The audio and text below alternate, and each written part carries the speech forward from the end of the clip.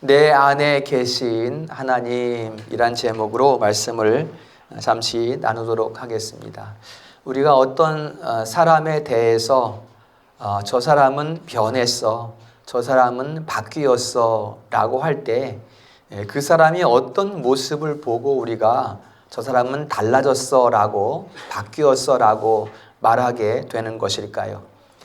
그 사람이 하는 말이 달라졌거나, 또는 그 사람의 행동이 달라졌거나, 또는 그 사람의 성격이 달라졌거나, 여러 가지 이유를 들어서 우리는 저 사람이 바뀌었어 혹은 달라졌어 이렇게 우리가 말할 수 있을 것입니다. 그러면 신앙인으로서 신앙인의 삶에서 사람이 바뀌었어 라고 하는 것은 어떤 것이 바뀌었다고 말하는 것일까요? 이것은 신앙인의 삶에서 변화되었다, 바뀌었다 하는 것은 바로 그 자신, 그 사람의 존재가 바뀌었다는 것을 말합니다. 존재의 변화를 의미하는 것이지요. 그래서 그렇게 신앙인의 삶에서 존재가 바뀌어진 사람들에게는 이제 새로운 이름이 붙여지지요. 이제 자기가 가지고 있는 이름 외에 하나님의 자녀라든가, 또는 성도라든가, 또는 신자라든가, 이러한 새로운 이름들이 붙여지게 됩니다. 바로 거듭났음을 의미하는 그러한 이름들이 되겠습니다. 우리가 거듭남에 대해서 두 가지 우리가 살펴볼 수가 있는데요. 거듭남이라는 것은 무엇인가 할 때 첫째는 새로움입니다. 이전 것은 지나갔으니 보라 새 것이 되었도다. 새 것이 된 것이 바로 거듭남입니다. 그래서 새 영을 받아서 새 마음을 가지고 새 생명을 누리고, 종국에는 이제 새 하늘과 새 땅에 이르는 하나님의 백성됨, 이것이 이제 거듭났다는 첫 번째 의미가 되고요. 또 하나 거듭났다는 것은 영원함입니다. 영원함을 거듭났다고 말을 합니다.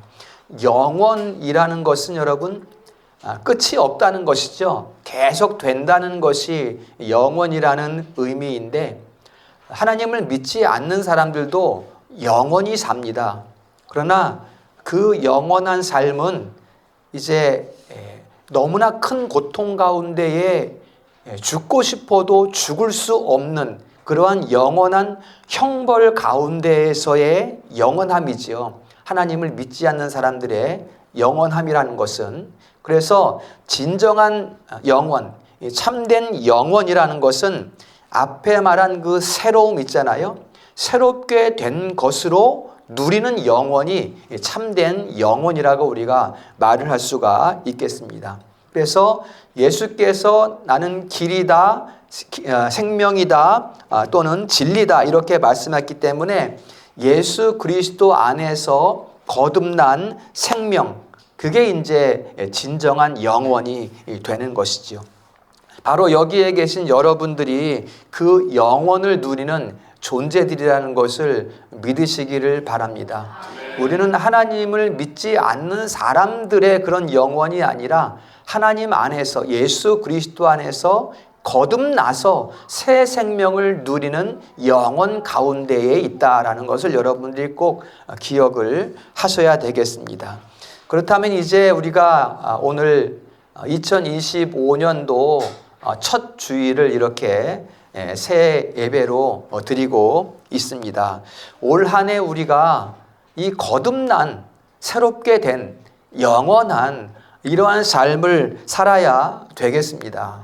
그래서 오늘 빌립보서의 말씀을 통해서, 말씀을 보면서 새 생명을 가지고 영원을 누리는, 그리고 종국에는 새하늘과 새 땅에서 하나님의 자녀가 되는 그 백성의 삶, 그것이 어떤 것인가, 이 땅에서의 삶뿐만이 아니라 영원한 천국에서의 삶, 그것이 어떤 것인가 우리가 한번 오늘 말씀을 통해서 살펴보기를 원합니다. 자, 먼저 오늘 12절에서 보면 항상 복종하여 두렵고 떨림으로 너희 구원을 이루라. 이렇게 말씀하고 있어요. 우리는 이미 앞에서 살펴본 것처럼 거듭난 사람인데, 거듭났다는 것은 구원받았다는 의미이고, 구원받은 사람인데 왜 다시 구원을 이루라고 하는 것일까? 뭐 구원이 조금 덜 된 것인가? 80%만 구원되고 20%는 구원이 덜 된 것인가? 우리는 이 부분에서 오해를 하면 안 되겠습니다. 우리가 잘 아는 것처럼 성경에서는 항상 명령이 있으면 그에 따르는 약속이 있습니다. 레위기 11장 말씀에서 내가 거룩하니까 너희도 거룩하라. 하나님이 거룩한데 우리가 어떻게 거룩할 수가 있어요? 그래서 이어지는 말씀이 뭔가 하면 나는 여호와라 이렇게 말씀해요. 내가 거룩하니 너희도 거룩하라. 그것은 내가 거룩하기 때문이다.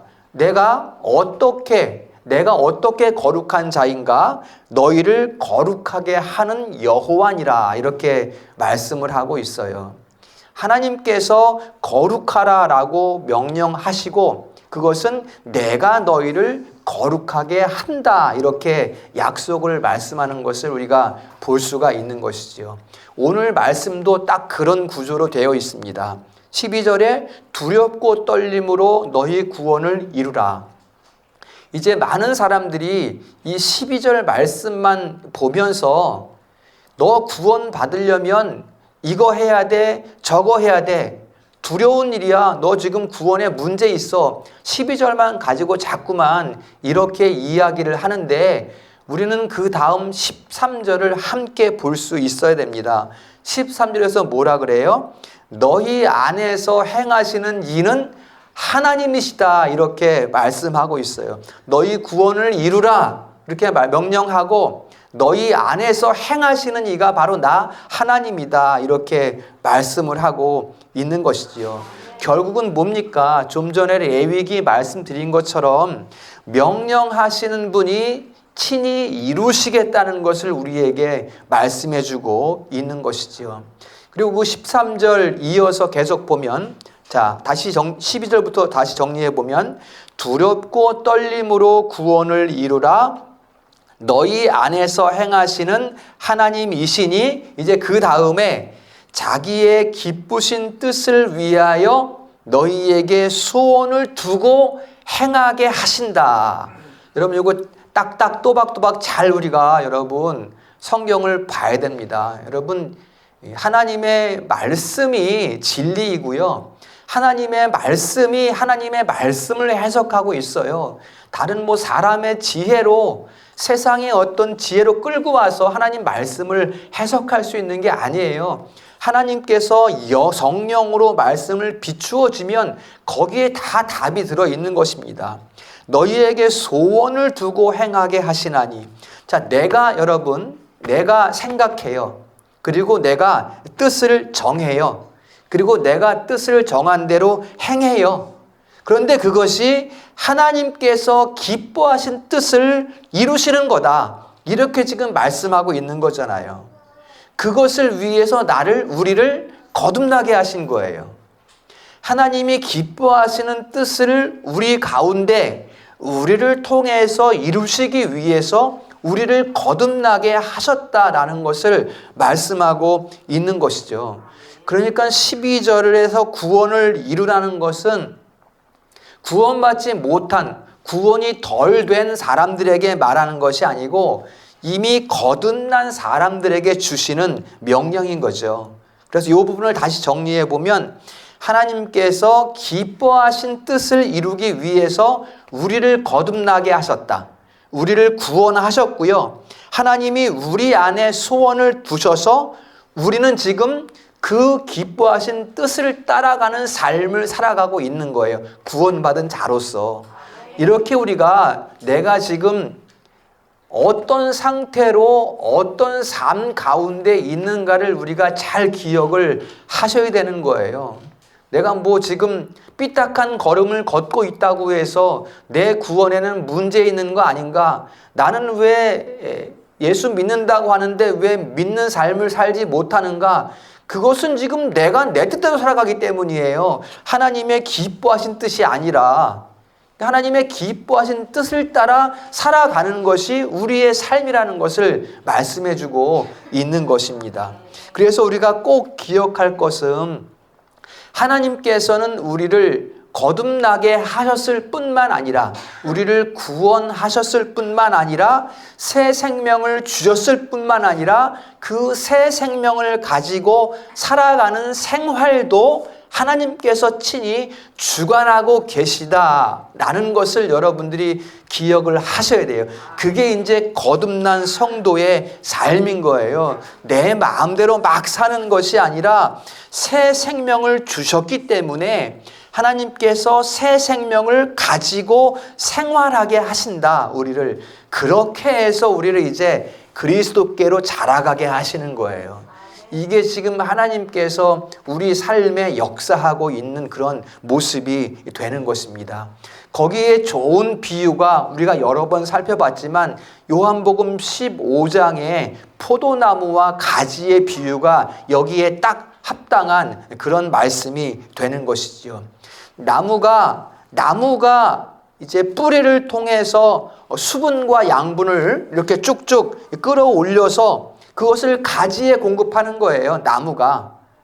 가지가 내가 양분과 수분을 끌어올리는 것이 아니라 나는 그 나무에 그리스도라는 나무에 접붙여졌고 그 그리스도라는 나무가 수분과 양분을 끌어올려서 나에게 가지에게 공급해 주셔서 그 가지가 열매를 맺게 하신다는 거예요. 그러면 그 열매는 누구의 열매예요? 내가 행해서 내가 맺은 열매가 아니라 그 포도나무 곧 그리스도라는 나무의 열매가 되는 것이죠. 이게 이제 우리의 삶에 우리의 어떤 처지, 우리의 형편, 포도나무에 접붙여져 있는 우리의 상태라는 것을 말씀해주고 있는 것입니다. 그러니까 두려움과 떨림으로 구원을 이룬다라는 말씀은 내가 자꾸만 뭘 해서 뭘 이루는 이런 것을 말하는 것이 아니라 요한복음 15장처럼 접붙여진 가지로서 접붙여진 상태에서 나무가 공급하는 그 수분과 양분을 누리는 것을 두려움과 떨림의 상태라고 말하고 있는 거예요. 그분이 누구신가 말이에요. 그분이 바로 삼위 하나님이시기 때문에 바로 그 누림의 자리는 접붙여져 있는 우리가 접붙여져 있는 그 자리는 바로 경외의 자리가 되는 거예요. 여러분, 경외이기 때문에 우리가 그 하나님 앞에서 두려움과 떨림으로 하나님께서 주시는 것을 누림, 이게 이제 두려움과 떨림이라는 의미가 담겨 있는 그런 모습이 되는 것이죠. 바로 그 경외의 자리에서 경건의 삶을 우리가 하나님 앞에 나아가는 것은 경외의 마음이고 그 앞에 나아가면 우리가 어떤 삶을 살아요? 하나님 앞에 나가서 우리가 내 마음대로 살아요? 그렇지 않잖아요. 이미 하나님 앞에 나간 것이 경외의 마음이기 때문에 하나님께서 주시는 것으로 연합해 삶을 살아가는 그게 바로 경건의 삶의 모습이잖아요. 바로 경외의 자리에서. 이게 바로 이제 두려움과 떨림으로 구원을 이룬다라는 그런 의미가 되는 것입니다. 여기에서 중요한 것은 그러니까 거듭난 사람은 모든 일에서 하나님이 주시는 것을 잘 누리는 거예요. 모든 삶에서, 모든 일 가운데에서 하나님께서 주시는 것을 잘 누리는 것이지 내가 무엇을 막 이루어가는 것이 아니라는 거예요, 여러분. 하나님 앞에 선 자로서 하나님 앞이기 때문에 우리가 경외하잖아요. 그렇죠? 두려움과 떨림으로. 그래야만 우리가 아담처럼 교만하지 않습니다, 여러분. 아담은 내가 내 힘으로 이루고 내가 하나님처럼 할 수 있다고 생각했단 말이에요.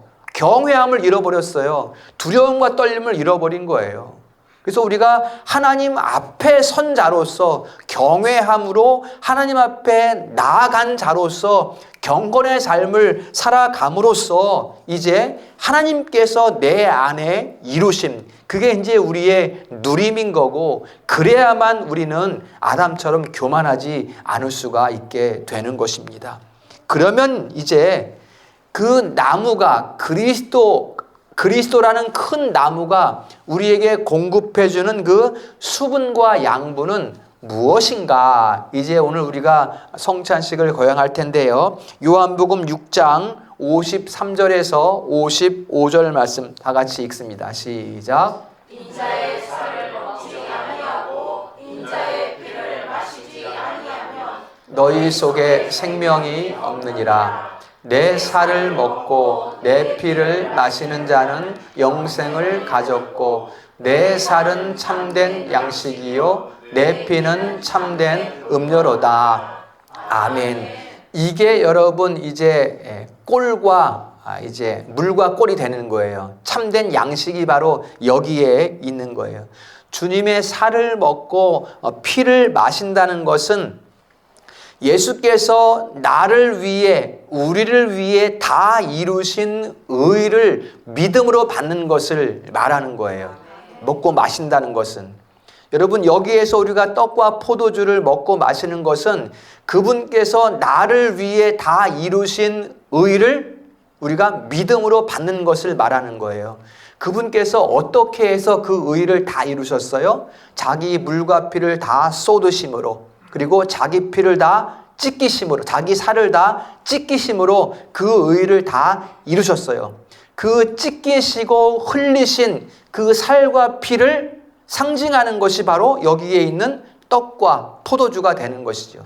그것을 우리가 믿음으로 받아 먹고 마실 때에 거기에 이제 진정한 영적 누림이, 진짜 말해 그냥 상징적인 게 아니라 진짜 우리가 영적인 누림 가운데 나아가고 거기에서 우리가 영적인 자라감을 누리게 된다라는 것입니다. 이게 하나님께서 우리에게 주신 그 무엇의 핵심이에요. 여러 가지가 삶에서도 여러 가지 공급하는 것들이 있으시겠지만 그 우리에게 주신 것의 핵심은 바로 여기에 있다는 것입니다. 여기에. 예수 그리스도의 떡과 잔에 있다는 것을 우리가 생각해 보는 것입니다. 따라서 우리가 자라가기 위한, 우리가 자라가야 한다라고 할 때는 바로 경외의 자리에 있으면 자라가는 거예요. 하나님 앞에 있으면 하나님께서 주시는 것을 먹고 마시기 때문에 그 앞에서 우리는 자라가게 되는 것입니다. 이게 믿음이에요, 여러분. 이게. 그것을 믿는 게 믿음이에요. 하나님께서 주시는 것을 내가 먹고 마심으로 내가 누리며 자라간다. 이걸 믿는 게 진짜 믿음인 거예요. 난 믿어. 예수 믿어. 하나님 믿어. 근데 경외하진 않아. 경건한 삶은 살진 않아. 그 믿음이 무슨 믿음이에요? 그건 가짜 믿음이지. 믿음은 이것을 믿는 것이고 이것을 믿기 때문에 경외의 자리로 나아가게 되고 경외의 자리에서 경건한 삶을 살게 되는 것이죠. 그게 이제 진정한 믿음의 모습이 되는 것입니다. 여러분 꼭 잘 기억하십시오. 하나님은 이렇게 해서 우리를 어제보다 오늘이 더 낫게 하시는 거예요, 여러분. 항상 우리를 그 상태에 머물러 있게 하는 것이 아니라 우리를 자라가게 하신다고요. 자라가게. 계속해서 우리가 말씀의 은혜를 먹고 예수 그리스도께서 다 이루신 의를 기억하며 기념하며 먹고 마심으로써 우리의 영이 날마다 자라가고 장성하게 하신다는 것을 우리가 꼭 기억을 하셔야 됩니다. 어떻게 우리가 자라가고 장성하는가? 하나님께서 기뻐하신 뜻을 명령하시고 우리 안에 소원을 두셔서 우리를 통하여 우리 안에서 친히 이루심으로 자라가게 하신다. 그게 여러분 이제 우리가 딱 한 단어로 하면 성화라고 하는 거예요. 성화. 거룩하게 자라감. 이게 성화라는 의미가 되는 거잖아요. 그러니까 예수 그리스도께서 우리에게 하나님께서 예수 그리스도를 통해 우리에게 주시는 그 젖과 꼴을 먹고 자람으로써 우리는 거룩하게 점점점 성화되어 가게 된다. 그것을 하나님께서 친히 이루고 계신다라는 것을 말씀해주고 있습니다. 이게 거듭난 자의 삶이에요. 이게 거듭난 자의 삶입니다.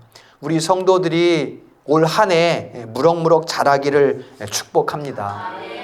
에베소서 4장 15절에 보면 범사에, 같이 읽습니다. 시작. 범사에 그에게까지 자랄지라 그는 머리니 곧 그리스도라. 아멘. 우리가 어떻게 그리스도에까지 자라가요? 그리스도께서 주시는 은혜를 범사에 잘 누리면 범사에 그에게까지 자라가게 되는 것이죠. 그래서 내가 무엇을 하는 것이 아니라, 자라기 위해서는 내가 무엇을 하는 것이 아니라 그 은혜의 그늘 아래로 쑥 들어가는 거예요. 그게 이제 무엇이 이루어지는 방법이고 내가 자라가는 그런 모습이 되는 것입니다. 여러분, 이 나무가 자라는 것을 보면 그 누림이 어떤 것인지를 우리가 잘 볼 수가 있습니다. 여러분, 이 나무는 여름이나 봄이나 추운 겨울이나 항상 자기 자리에 있어요. 그렇죠? 자기 자리에 있어서 여기에 뿌리를 내리고 있기 때문에 꽃이 피고 열매가 맺히는 거예요. 난 추워서 자리를 옮기겠어. 이 화분 저 화분으로 막 옮겨 다니면 그게 병든 나무가 되지 어떻게 거기에서 열매가 맺을 수 있겠습니까? 그게 누림이란 말이야. 그럼 우리는 어디에 있어야 돼요? 하나님 앞에 있어야 되는 거죠. 경외의 자리에. 그래야 우리가 무럭무럭 자라고 또 거기에서 열매를 맺을 수가 있게 된다는 것을 하나님은 자연을 통해서 우리에게 많이 말씀해주고 있는 것이죠. 그래서 우리가 있어야 될 자리, 바로 은혜의 자리, 그곳에 머무는 것이 경외이고 그 자리가 바로 이 예배의 자리예요. 여기에서 우리가 기도하고 찬송하고 주를 경배하고 또 그러한 예배를 이제 마치게 되면 또 돌아가서 삶의 자리에서 경건의 삶을 살아가고 그럼으로써 이제 우리가 온전한 구원에 이르게 되는 것입니다. 이제 여러분, 이렇게 할 때 그 다음에 비로소 온전한 삶의 자리가 열려지는 것이지, 내가 여기저기 막 다닌다고 무엇을 이룬다고 해서 온전해지는 게 아니라는 것입니다. 여러분, 잘 기억하셔야 돼요. 내가 무엇을 성취해서 내가 무엇을 이루면 그것이 나를 변화시킬 것이다, 이런 생각은 여러분 하시면 안 돼요. 내가 무엇을 해서 만족감을 누릴 수 있는 것은 없어요. 잠시 뭐 이렇게 성취감은 있을지 모르겠지만 그것이 내 영혼을 만족하게 하지는 못해요. 우리의 삶의 진정한 성취와 만족은 바로 여기에 있습니다. 하나님을 경외하는 자리에서 그분께서 그리스도 안에서 주시는 그 꼴과 양식을 먹고 마시고 누림으로써 자라가는 곳에, 거기에 이제 진정한 삶의 만족과 영광과 능력이 나타나게 되는 것이죠. 거기서부터 이제 열리는 거예요. 삶의 어떤 길이, 방법들이 열리게 되는 거예요. 자꾸만 이것은 제쳐두고 내가 어떤 나의 능력으로 이루어가고 헤쳐나가려고 하는 이것은 멈춰야 합니다. 순서를 바꿔야 돼요. 우리가 경외의 자리에 먼저 있는가, 거듭난 자로서 이걸 우리가 항상 먼저 기억해야 된다는 것을 말씀드리겠습니다. 고린도전서 10장 12절에 보면 선줄로 생각하는 자는 넘어질까 조심하라, 이렇게 말씀하고 있습니다. 내가 좀 전에 말씀드린 그 말씀이에요. 내가 내 힘으로 선줄로 생각하면 그거는 넘어지게 된다는 것입니다. 그러니까 내가 버티고 서 있는 게 아니에요. 계속 나온 말씀이지만 하나님께서 친히 이루신다는 약속이 이미 주어져 있습니다. 우리 가운데 하나님이 기뻐하신 뜻을 친히 이루시겠다고 약속이 주어져 있기 때문에 그 약속에 의지하는 것이 우리 거듭난 성도들의 삶의 모습이 되는 것이죠. 그 약속을 따라서 올 한 해도 우리가 수고할 수 있기를 소망합니다. 성경은 우리들을 군사라고 이렇게 말을 하고 있습니다. 군사는 지금 전시 상황에 있다는 것을 말하는 것이죠. 우리는 영적으로 지금 전시 상황에 처해져 있는 것입니다. 그러면 우리가 지금 군사로서 전시 상황에 있다면 아까 아무것도 하지 않고 그냥 하나님만 의지해라 이렇게 우리가 생각하는 것이 아니라 군사이기 때문에 뭔가 힘쓸 일이 있다는 것이죠. 그렇지 않겠습니까? 어떤 일을 우리가 힘써야 되는가? 우리는 믿음으로 홍해를 건너가는 발걸음을 옮겨야 돼요. 믿음으로 요단강을 건너가는 발걸음을 우리가 옮길 수 있어야 되는 것입니다. 여러분, 하나님께서 홍해를 건너라고 말씀하는 것은 바다를 가르시겠다는 말씀이에요. 그것은 우리는 건너가면 되는 거예요. 건너가지도 않고 가만 서 있으면서 나를 들어서 옮겨주세요 이렇게 말하는 것은 군사의 수고가 아닌 것이죠. 요단강을 건너라는 것은 이미 하나님께서 30km 저 위에 아담 변방에다가 물을 쌓아 놓으셨다는 거예요. 건너가라는 거예요. 물을 멈추게 해놨으니까. 건너가는 수고, 이게 바로 군사의 수고라고 이렇게 말씀을 드릴 수가 있겠습니다. 그 다음에 오늘 말씀에도 보면 우리가 힘써 수고할 것이 있는데 뭔가 하면 모든 일을 원망과 시비가 없이 하라 이렇게 또 말씀하고 있습니다. 그렇게 해야 되는 이유가 또 15절에 쭉 나타나고 있는 그런 모습들을 우리가 볼 수가 있는 것이죠. 자, 한 가지만 더 살펴보도록 하겠습니다. 우리 안에서 행하시는 이가 하나님이시고 하나님께서 기뻐하신 뜻을 우리 안에서 행하신다고 말씀해 주셨는데, 자, 하나님이 기뻐하시는 뜻이 어떤 것인가? 그 구체적인 것을 우리가 한번 살펴보도록 하겠습니다. 에베소서 1장 4절 5절 말씀에 보면 창세전에 그리스도 안에서 우리를 택하사, 자, 첫 번째 우리를 택하사 그랬어요. 왜 택하셨어요? 거룩하고 흠이 없게 하시려고. 두 번째, 이렇게 지금 이야기를 하고 있죠. 우리를 택하셨다는 것은 우리를 거듭나게 하셨다는 것이고요. 자녀 삼으셨다는 것이고요. 왜 자녀 삼으셨는가? 거룩하고 흠이 없는 삶을 살아가게 하시려고 우리를 택하시고 예정했다. 이렇게 지금 두 가지 구체적인 기뻐하신 뜻이 여기에 나타나고 있는 것을 볼 수가 있습니다. 우리를 택하시고 우리를 자녀 삼으시고 자녀 삼으심으로 거룩한 삶을 살아가게 하시기 위해서 우리를 예정했다. 이렇게 지금 이야기를 하고 있는 것이죠. 이것이 이 두 가지가 하나님이 기뻐하신 아주 구체적인 뜻이 되는 거예요. 이 일을 어떻게 이루시는가? 빌립보서 1장 6절 말씀 다 같이 보도록 합니다. 앞장으로 한 장 넘겨서 빌립보서 1장 6절 말씀, 이 일을 우리를 통해 기뻐하신 뜻을 어떻게 이루시는가? 1장 6절 시작. 너희 안에서 착한 일을 시작하신 이가 그리스도 예수의 날까지 이루실 줄을 우리가 확신하노라. 아멘. 계속해서 여러분 이런 말씀이 나와요. 계속해서 그리스도의 날까지, 그리스도의 날까지 이루시는데 그가 누구예요? 너희 안에서 착한 일을 시작하신 이렇게 지금 이야기를 하고 있습니다.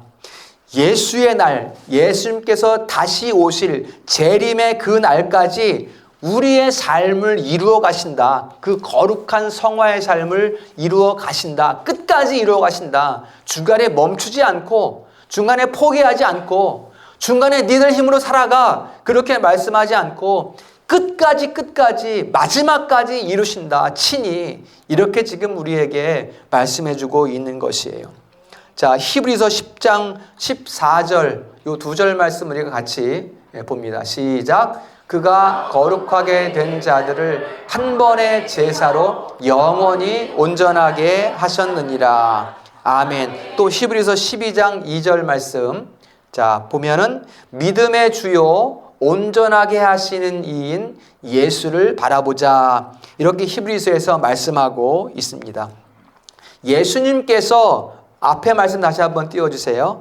예수님께서 마지막까지 우리를 온전하게 하시는 분이시고 그 예수님께서 여기에 보면 한 번의 제사로 이미 영원히 온전하게 하셨다 이렇게 말씀하고 있어요. 그 한 번의 제사로 온전하게 하신 분이 내 안에서 착한 일을 시작하셨고 그 시작하신 일을 예수의 날, 예수님께서 다시 오시는 재림의 날까지 완전하게 온전하게 하셨느니라, 온전하게 이루신다라는 것을 우리에게 말씀해 주고 있는 것입니다.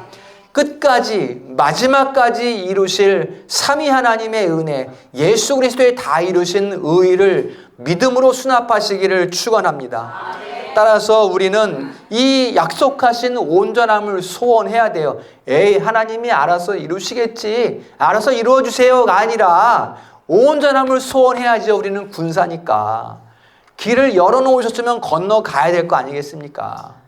경유하는 자리로 나가야 되지 않겠습니까? 우리가 그 안에서 우리가 경건한 삶을 살아감으로써 하나님께서 온전하게 이루어 가시는 것이기 때문에 우리는 온전함을 소원해야 되고 소망해야 되고 그 온전함을 위해서 우리는 기도해야 됩니다. 이 기도하고 소망하는 게 경주에 우리가 이 신자의 삶의 달리기라며 달리기. 이 달리기를 멈추면 안 됩니다. 특히 오늘 2025년도에 이 경주를 결단하는 성도님들 될 수 있기를 축복합니다. 그리고 이 소망과 함께 여러분에게 꼭 당부하고 싶은 일 또 한 가지가 있습니다. 좀 전에 우리가 봤던 그 14절 이하의 말씀들과 같은 맥락입니다. 원망과 시비 없이 하라. 이것은 15절에 보면 이 세대 가운데 너희가 하나님의 흠 없는 자녀로 빛들로 나타내기 위함이다. 이렇게 말씀하고 있거든요. 이 빛들로 나타냄을 위해서 원망과 시비 없이가 해야 되는데 이러한 일들 가운데 구체적으로 우리가 힘써야 될 일이 무엇인가? 또는 조심해야 될 일이 무엇인가? 이렇게 하십시오, 여러분. 하나님께서 하시는 일을 이성으로 판단하지 마십시오. 하나님의 일은 내 이성으로 판단되는 일이 아니에요. 우리는 피조물이고 하나님은 창조주세요. 하나님께서 하시는 일에 대해서 내 이성으로 헤아리려고 하지 말란 말이에요. 그리고 그 기준에 따라 판단하거나 정죄하거나 이 모든 것도 2025년도에는 그쳐야 합니다. 오직 어디에 힘써야 하는가? 우리 본질에 충실하십시오. 우리 본질이 뭐예요? 거듭난 자예요. 우리는 여러분 거듭난 자.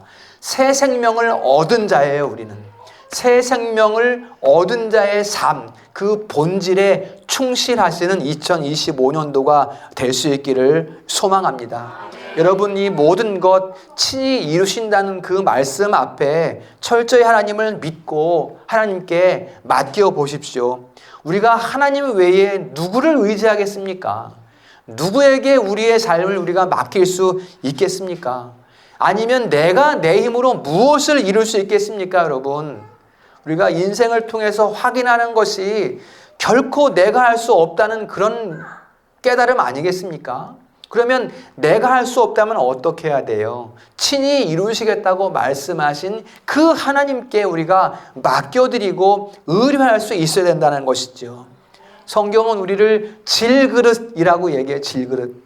금도 아니고 은도 아니고 성경은 우리를 질그릇이라고 해요. 흙으로 빚은 그릇, 던지면 깨지는 그런 그릇이란 말이에요. 우리를.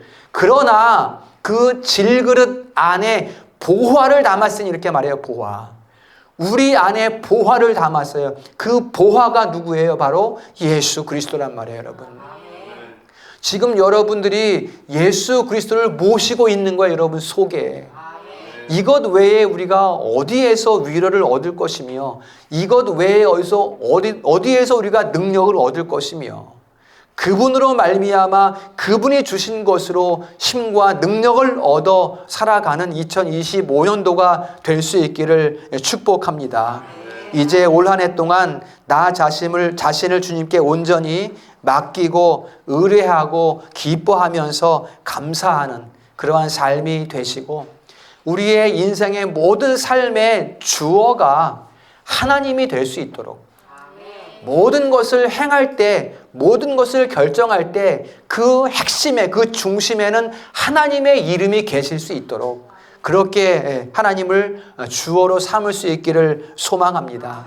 그래서 그 하나님이 나를 빚어주시고 또 나를 이렇게 다듬어 주시고 그래서 우리가 이 한 해를 더욱더 아름답고 견실하게 이렇게 나를 빚어가는 그런 한 해가 될 수 있기를 소망하고요. 하나님께서 나를 빚으시고 이렇게 다듬어 주신다는 것이 때로는 우리가 아픔을 겪는 것일 수 있고요. 또는 나를 뜨겁게 달구는 그런 연단의 과정일 수 있습니다. 그러나 그런 연단, 나에게 아픔을 허락함 이런 것들 하나님께서 왜 하시겠습니까? 그것은 바로 나를 온전하게 하시는 좋은 모양으로 다듬어 가시는 하나님의 기뻐하시는 뜻이다. 이걸 우리가 분별할 수 있게 되는 것입니다. 거듭난 자의 삶으로 온전하게 자라가는 올 한 해가 될 수 있기를 소망합니다. 우리를 구원하신 은혜 또 우리의 삶에 역사하시는 은혜. 그래서 성경은 은혜 위에 은혜로라 이렇게 말씀하고 있습니다. 내 속에서 역사하시는 예수 그리스도의 능력을 따라 올 한 해 은혜가 넘치는 2025년 될 수 있기를 주님의 이름으로 축원합니다. 기도하겠습니다.